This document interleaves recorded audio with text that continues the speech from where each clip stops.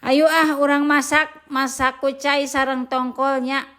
Dasar itu nyata pangedulan nyata sararea pangedulan padahal mah murang kali ge tos arageungan karedul we sarua mah reung jeung inungna budak ge nurutan ka inung gitu cenah.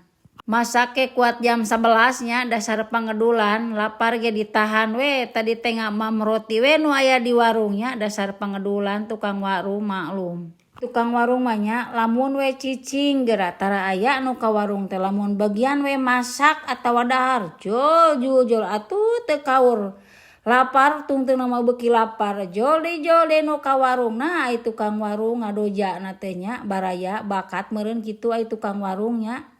Tapi alhamdulillah eta oge hade oge seueur nu ka warung mah hatur nuhun pisan anu sok ka warung abdi nya hatur nuhun pisan.